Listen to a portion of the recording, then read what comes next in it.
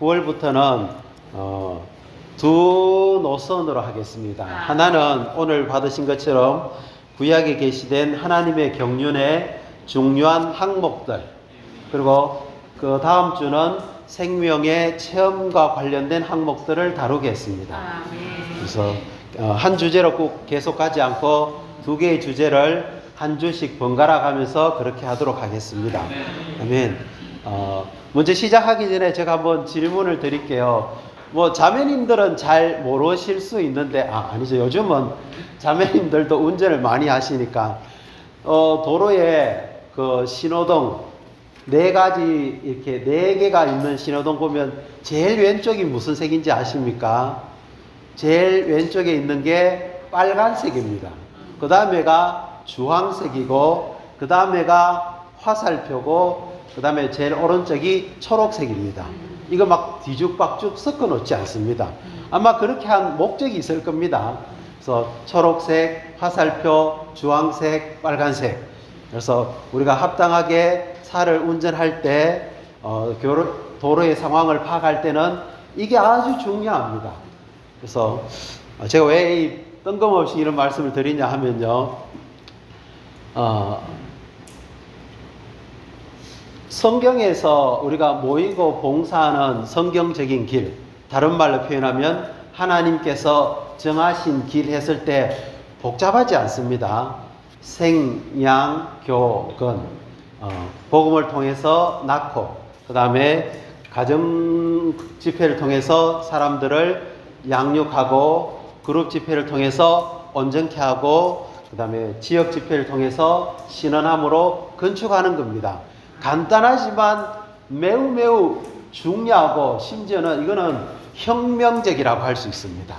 2000년 기독교 역사에 생양교건, 복가소지, 복음, 가정, 소그룹, 지역 집회, 이것을 회복한 그리스도의 단체는 주의 회복이 유일합니다. 그것이 하나님께서 정하신 길입니다. 또 한 번 제가 말씀드리죠. 우리가 성경을 읽지 않습니까? 구약부터 신약까지 쭉 읽어 나갈 때 성경에는 아주 중대한, 특별히 신약에는 중대한 요소들이 있습니다. 우리가 영양학을 공부하면은 5대 영양소가 있습니다. 첫 번째 뭡니까? 탄수화물. 맞죠? 그죠? 단백질, 지방, 비타민, 무기질. 이게 없으면요, 사람은 건강을 제대로 유지하지 못합니다. 마찬가지로 성경을 구성하고 있는 중대한 4가지 요소가 있습니다. 그것이 바로 그리스도, 그 영, 생명, 교회입니다. 시작은 그리스도로 합니다. 그리스도는 삼위 하나님의 체인이시죠. 이 그리스도와 그 영으로 실제화 되셨습니다. 그 영은 우리 안에 계속해서 생명을 분배해서 우리가 이 생명을 체험하고 살고 누릴 때 결과가 뭡니까? 교회입니다. 그래서 우리가 성경을 읽을 때마다 놓쳐서는 안 되는 게 있습니다. 그리스도, 그 영, 생명, 교회. 이게 형제 자매님 우리 안에 분명해야 됩니다. 안 그러면 우리는 많은 실행들로 부차적인 교리들로 이런 것들로 빗나가서 싸우고 다투고 논쟁하고 그렇게 되는데, 우리가 하나 안에서 하나님의 정하신 길 안에서 하나님의 경륜을 성취하려면 반드시 그리스도, 그 영, 생명, 교회라는 이 중대한 요소를 놓쳐서는 안 됩니다. 또 하나 제가 더 말씀드릴게요. 시간은 자꾸 가고 있지만 우리의 그리스도인의 생활과 교회 생활, 다른 말로 표현하면 주님의 회복 안에 회복, 하나님의 경륜을 이루는 4가지 기둥이 있습니다. 그건 또 뭘까요? 동민 형제는 정말 또 어려운 이야기만 자꾸 하고 있네. 첫 번째는 진리입니다. 두 번째는 생명입니다. 세 번째는 교회입니다. 네 번째는 복음입니다. 그래서 진리가 우리 안에 생명으로 체험되어질 때 그것이 교회를 산출하고, 결국 교회는 무엇을 하느냐? 복음을 전파하는 겁니다. 복음을 전파해서 또 교회를 산출하는 겁니다. 교회 안에 믿는 이들은 진리신 그리스도와 생명이신 그리스도를 체험함으로써 또 자라고 성장하고 온전케 되어서 복음을 전하고 교회를 산출하고 이것이 아주 순환적으로 이루어지는 겁니다. 그래서 성경의 중대한 요소는 그리스도와 그 영과 생명과 교회이고 주님의 회복의 네 큰 기둥들은 진리와 생명과 교회와 복음입니다. 다 기억하셨습니까? 아멘. 주 예수님. 자, 그래서 오늘 첫 번째로 구약에 게시된 하나님의 경륜의 중요한 항목들. 첫 번째가 제목이 뭐겠습니까? 형상과 통치권. 형상과 통치권. 아주 중요한 내용입니다. 우주 가운데 가장 위대하고 가장 높은 것은 무엇입니까, 형제자매입니다? 아주 간단한 질문입니다. 이 우주 가운데 가장 위대하고 가장 높은 것은 무엇입니까? 하나님입니다. 그죠? 하나님보다 위대한 존재는 없습니다. 하나님보다 높은 분은 없습니다. 맞죠? 그죠? 천사가 아무리 뛰어나고 능력이 있어도 천사는 다만 천사일 뿐입니다.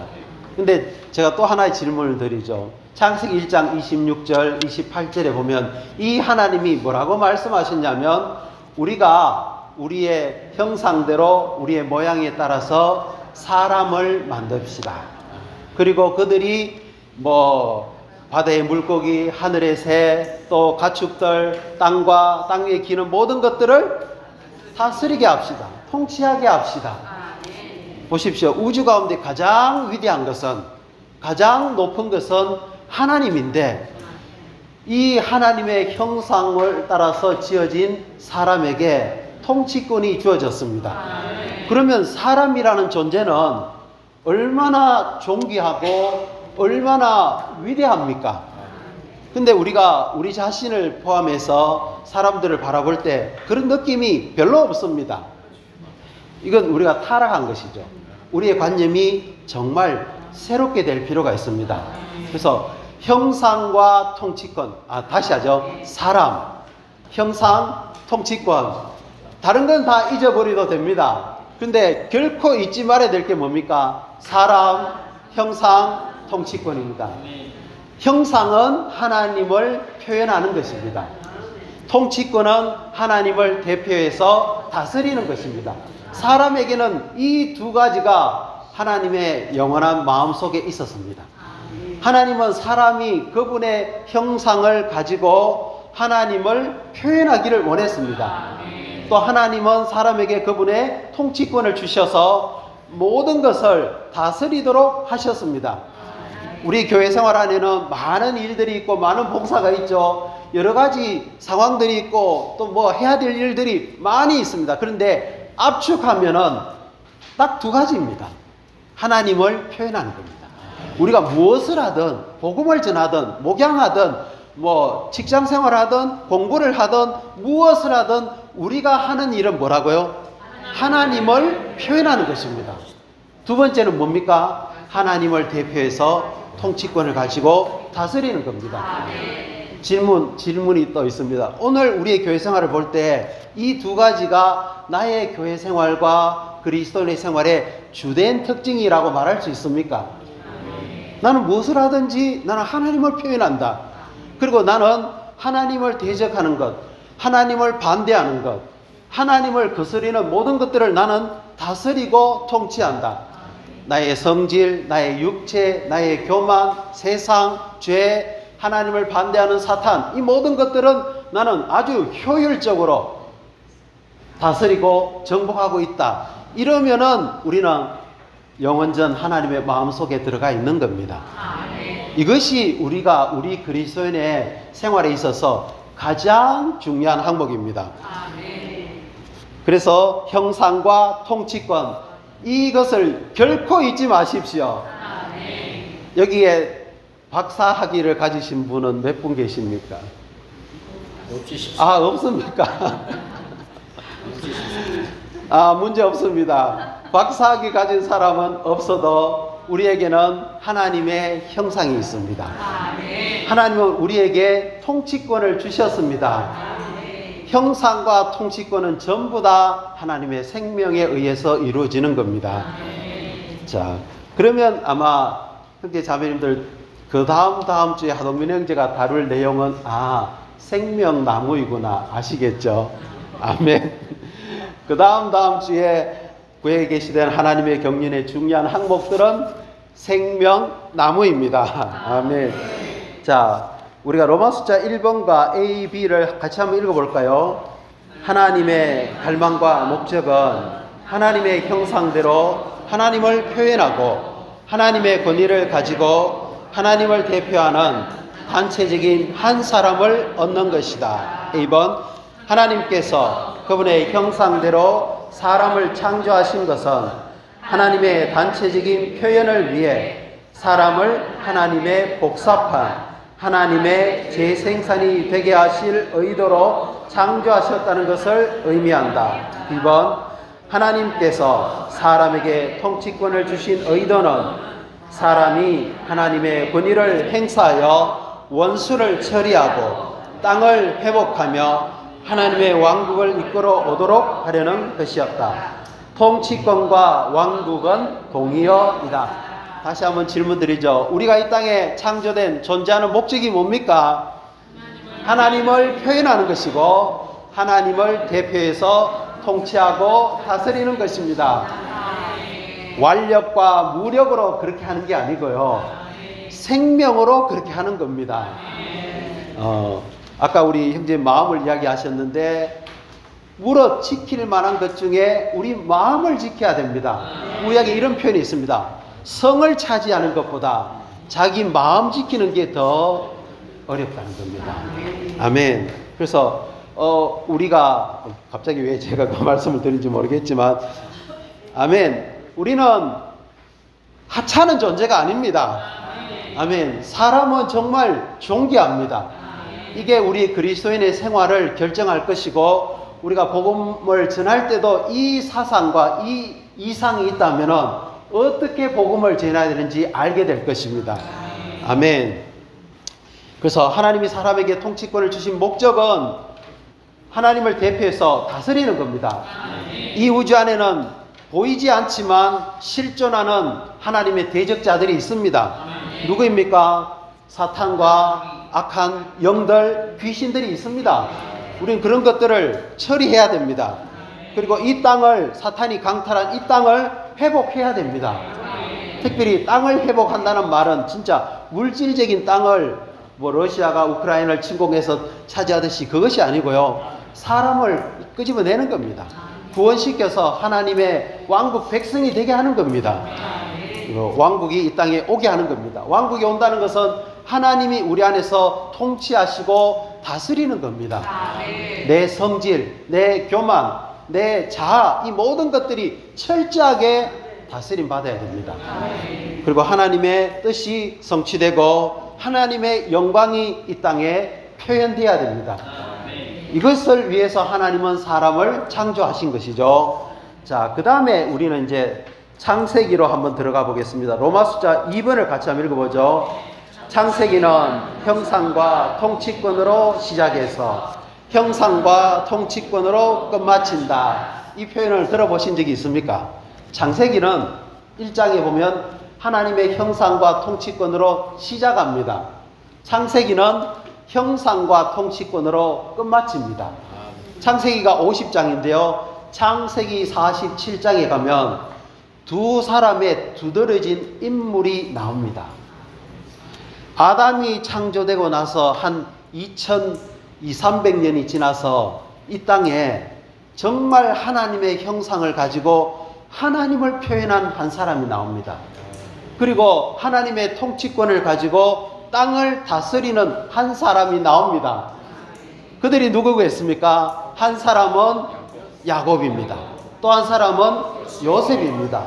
그런데 이 야곱은 이제 더 이상 이름이 야곱이 아닙니다. 이스라엘. 엘이라는 것은 하나님이잖아요. 하나님과 겨루어서 이긴 자, 하나님의 왕자. 다만 개인이 아니고요. 단체적인 한 사람이 나옵니다. 그가 바로 야곱이었던 이스라엘이었죠. 창세기 47장까지 오는데 많은 시간이 지났습니다. 아담부터 시작해서 셋, 노아, 아브라함, 이삭, 야곱까지 2000년이 훨씬 지난 시점이 되었을 때 이 땅에 야곱 안에 포함된 요셉을 통해서 하나님은 그분 자신을 완전하게 표현할 수 있었습니다. 하나님은 요셉이라는 사람을 통하여서 하나님 이 땅을 통치하고 다스릴 수가 있었습니다. 겉보기에는 그것이 이집트 왕국이었지만 사실은 그것은 요셉의 왕국이었습니다. 파라오는 다만 이름뿐인 왕이었습니다. 실질적인 통치자는 누구입니까? 요셉이었습니다. 요셉이 다 다스렸습니다. 파라오가 다스렸다면 그렇게 할 수가 없었습니다. 자, 그러나 우린 또 더 깊이 안으로 들어갈 필요가 있습니다. A번, B번을 한번 읽어보죠.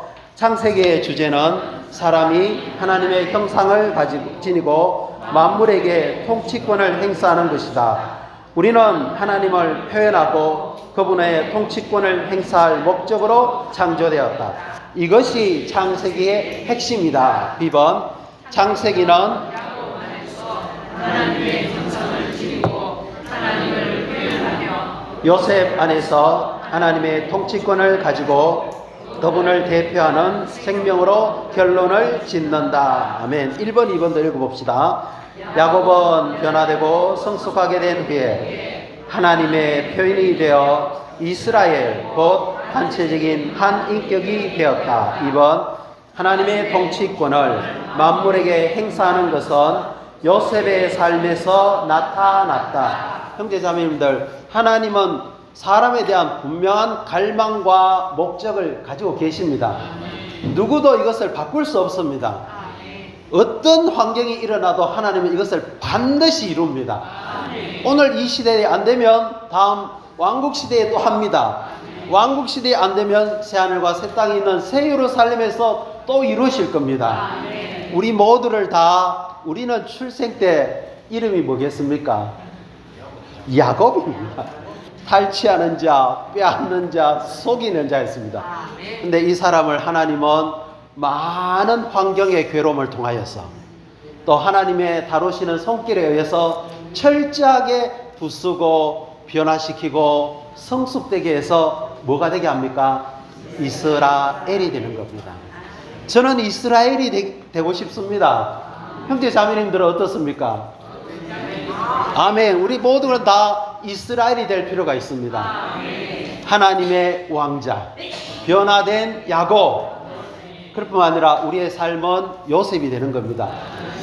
요셉 이야기 알죠? 17세에 형들의 미움을 받아서 이집트로 팔려간 다음에 보디발의 집에서 잘 지내다가 보디발의 아내의 모함에 의해서 감옥에 들어갔습니다.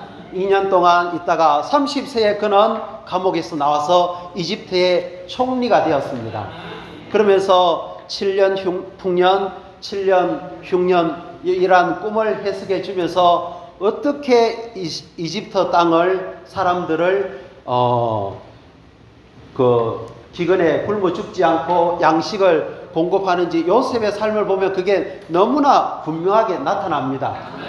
요셉이 없었으면 가나안 땅과 이집트는 다 멸망했을 겁니다. 그렇지 않습니까? 요셉이 있었기 때문에 다 살아난 겁니다. 요셉이라는 통치하는 자가 있었기 때문이죠. 그런데 열쇠가 이겁니다. 요셉의 삶은 한마디로 자기를 부인하는 삶을 살았습니다. 요셉의 형들을 한번 생각해 보십시오. 시므온, 정력이 불같이 벌벌 끓어서 자기 아버지의 첩을 더럽혔습니다. 정력을 그는 못 이겼습니다. 시므온이 르벤, 죄송합니다. 르벤. 죄송합니다. 첫째 아들 르벤이 그럼으로써 그는 장자권을 잃어버렸지 않습니까? 정욕을 다스리지 못했습니다. 정욕을 처리하지 못했습니다. 시므온과 레위 정말 성질이 불같습니다. 죽이는 기계입니다. 칼입니다. 분노가 정말 커서 그 세겜 땅에 그 모든 사람들을, 남자들을 다 죽여버렸죠. 그러나 요셉은 보디발의 아내의 그 유혹, 정욕을 이겼습니다. 요셉은 분노하지 않았습니다. 철저하게 자기를 부인했습니다. 그래야만 우리가 왕이 될 수가 있습니다. 마태복음 5장, 6장, 7장 거기 보십시오. 정욕과 분노를 다루고 있습니다. 이것들이 처리될 때 우리는 천국의 실전에 있는 것이고 비로소 우리는 생명 안에서 왕으로서 다스릴 수 있는 겁니다.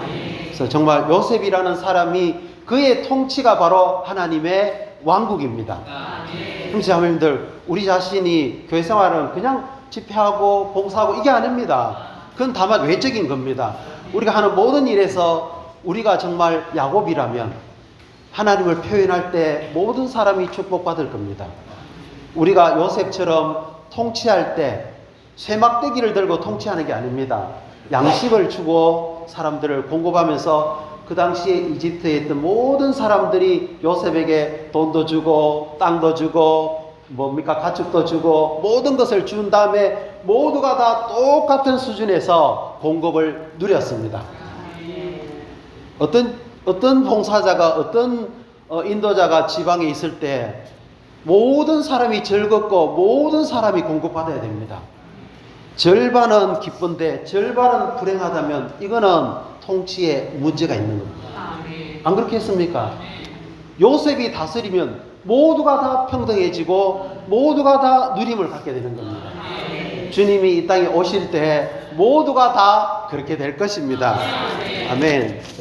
그러면 오늘 말씀의 부담은 다 이야기했습니다. 뒤에는 그냥 읽어 가도록 하겠습니다. 노학자 3번 한번 봅시다. 형상과 통치권의 문제는 신약에서 발전되고 완결된다. 자, A번, 1번, 2번. 그리스도의 육체되심과 하나님 사람의 생활은 사람을 창조하신 하나님의 의도를 성취했다. 1번. 그리스도의 육체되심과 그분의 하나님 사람의 생활은 사람이 하나님을 생명으로 받아들이고 하나님의 속성들을 표현하고자 하는 하나님의 목적과 밀접하게 연관된다. 2번.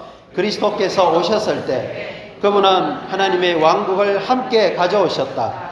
왕국은 반역을 굴복시키고 귀신들을 내쫓으며 아픈 사람들을 치료하고 죽은 사람들을 살린다. 주님이 오셨을 때 그분의 삶은 하나님을 표현했습니다.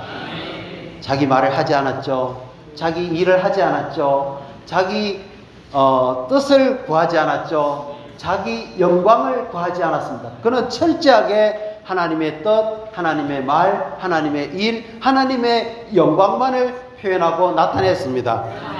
주님 왔을 때 이 땅에는요 정말 반역과 바벨에서부터 시작된 그 반역이 인류 안에 깊이 침투해서 이 땅에 와서 보니까 모든 것이 반역적입니다. 마태복음 8장 9장 돌아가서 한번 읽어보십시오. 거기에 시대적인 표적을 지닌 주님의 사역이 나옵니다. 그 바다를 이렇게 배를 타고 갈 때 풍랑과 파도를 잠잠하게 합니다. 그 뒤에 배 후에는 뭐가 있습니까? 예, 귀신과 천사들이, 악한 천사들이 있습니다. 반역을 처리합니다. 가다라 지방에 와서 귀신을 쫓아냅니다. 그리고 중풍병자를 치료합니다. 그리고 죽은 배당장의 아이를 살립니다. 이게 뭡니까? 왕국입니다. 형제자매들, 우리의 교회 생활에는 이런 통치가 필요합니다. 우리 배후에 있는 악한 영들을 처리해야 됩니다. 사람들을 살려야 됩니다. 아멘. 사람들이 안에 있는 많은 질병들을 치료할 필요가 있습니다. 천년왕국 때 무슨 일이 일어날 줄 압니까, 형제자매들? 우리가 천년왕국을 좀 피상적으로 생각합니다. 아, 천년왕국 때는 우리가 공동왕이 될 거야. 그리고 공동왕이 돼서 뭐 할 겁니까? 귀신을 쫓아냅니다. 많은 사람들을 치료합니다. 병자들을 치료합니다. 그런 일들이 천년왕국 때 우리를 통해서 이루어집니다. 통치권이 없다면, 그 왕의 생명이 없다면 그게 불가능한 것입니다. 아멘. B번을 읽어보죠. 창세기 1장에서는 형상이 통치권 앞에 나오지만 복음서에서는 그 순서가 바뀌어 통치권이 형상 앞에 나온다. 이것은 사람이 타락하여 하나님의 통치권을 벗어났고 따라서 반드시 회개해야 하기 때문이다. 아멘. 창세기에는 형상과 통치권, 순서는 형상이 먼저 나오고 그 다음에 통치권이 나옵니다. 근데 복음서에 오면은 주님과 제자들이 또 침례자 요한이 하는 선포가 뭡니까? 회개하십시오. 천국이 가까이 왔습니다. 왕국을 먼저 강조합니다. 왜냐하면 우리가 반역적이었기 때문에 반드시 회개해야 되는 겁니다. 그런 다음에 그리스도의 생명이 영접되면 우리는 하나님을 표현해야 되는 형상을 나타낼 수가 있습니다. 1번, 2번 왕국 복음을 통하여 하나님은 반역적인 사람들을 그분의 권위의 다스림 아래로 이끌어 오시는데 이것은 그들을 그분의 왕국이 되게 하고 그분의 권위의 다스림을 받게 하시려는 것이다. 2번 그리스도는 하나님의 형상이시고 하나님의 영광의 광채이시다. 따라서 그리스도의 복음은 밝게 하고 빛을 비추는 그분의 영광의 복음이다. 은혜의 복음뿐만 아니라 우리가 전파해야 될 복음은 뭡니까? 왕국 복음입니다. 은혜의 복음은 믿음으로 죄사함 받고 생명을 얻고 하나님을 누리면 됩니다. 왕국은 철저하게 하나님의 주권 아래 다스림 받고 훈련 받고 자기를 제한하는 겁니다.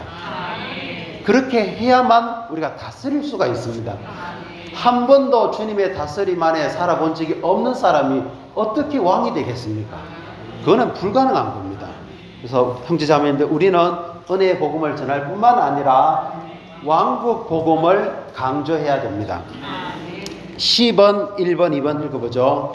하나님의 의도는 그리스도 안에 있는 믿는 이들이 마다들의 형상과 같은 형상을 이루고 생명 안에서 왕으로서 다스리는 것이다. 1번 하나님의 아들과 같은 형상을 이루는 것은 그분을 많은 형제들 가운데 마다들이 되시게 하는 결과를 가져온다. 2번 하나님의 완전한 구원은 우리가 은혜를 넘치게 받고 의의 선물을 넘치게 받음으로써 생명 안에서 왕으로서 다스리기 위한 것이다.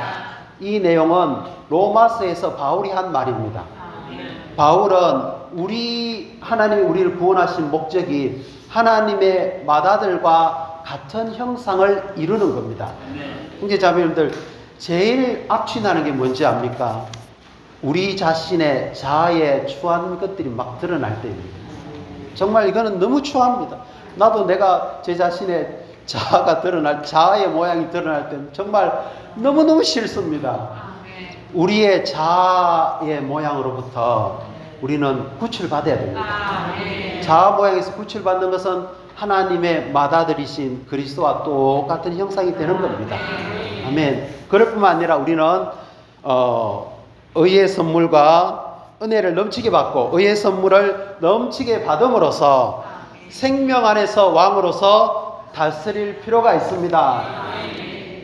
참된 교회 생활은 생명 안에서 왕으로서 다스리는 겁니다.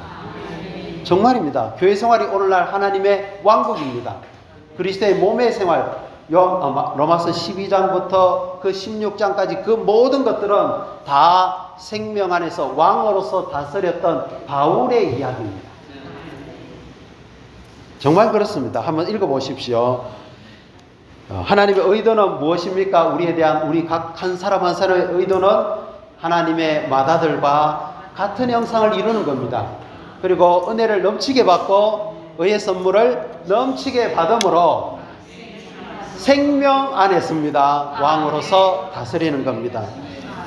어떤 때는 이 말 하고 싶죠. 막 내뱉고 싶습니다.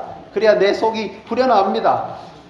그런데 내뱉고 나서는 얼마나 후회가 되는지 모릅니다.